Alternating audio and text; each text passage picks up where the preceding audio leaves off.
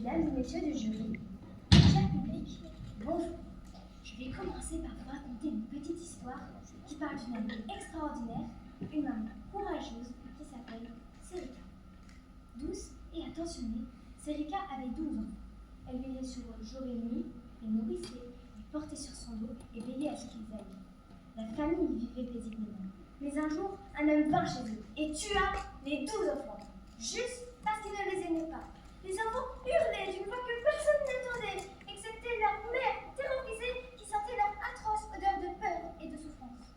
L'homme essaya aussi de tuer Serica, et dans la bagarre, elle perdit 2 pattes.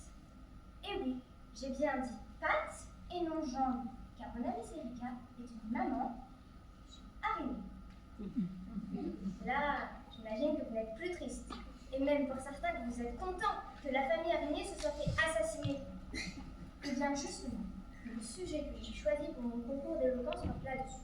Le respect de la vie, même une toute petite vie insignifiante qui vous fait peur et qui vous dégoûte, comme celle d'une araignée.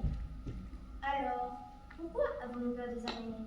Premièrement, l'aspect physique. Une araignée, c'est poilu, comme un chat. Ça se cache, comme un chat. Ça court vite, comme un chat. Pourtant, les chats ont des valeurs. Les araignées sont-elles des mini-chats? Deuxièmement, le danger. Une araignée peut mordre, mais elle ne cause aucun décès en France, contrairement aux chiens qui tuent plusieurs personnes par an. Pourtant, le chien est considéré comme le meilleur ami de l'homme, n'est-ce pas? Et troisièmement, la peur. Mais imaginez un monde où l'on aurait le droit de tuer tous ceux qui nous font peur. Juste parce qu'on en a envie. Ce serait terrible, non? Mais n'est-ce pas ce que l'on fait déjà aux araignées? Pendant ce temps, nous pouvons imaginer ce que les araignées pensent. Les filles, on a un gros problème avec une espèce animale étrangère, horriblement affreuse. Ils sont blancs, rosés, comme des cochons. Et parfois, marron, on ne sait pas trop pourquoi. Pas de poils, sauf sur la tête. C'est vraiment n'importe quoi. Ils sont de gros yeux, vitreux, globuleux, qui nous suivent de partout. Ça fait trop flipper, sérieux. En plus, ils ont de grosses pattes qui nous écrabouillent, sans même dire bonjour. Et ils sont brillants. Quelle bande d'égoïstes. J'aimerais bien savoir comment ils s'appellent ceux-là. On ne peut pas lutter contre eux. Notre venin à nous toutes réunies ne servirait à rien pour paralyser seulement l'un d'entre eux. Ensuite, il nous faudrait des heures pour récupérer suite à ce contre.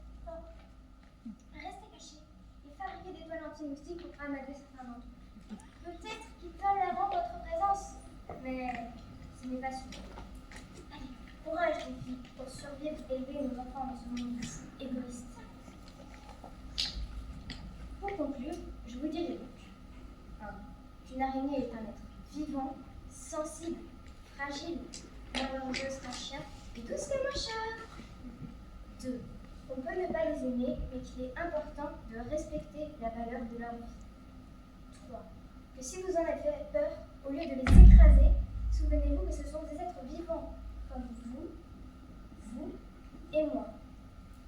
Parce qu'une vie, même minuscule, mérite qu'on la respecte. Je vous remercie.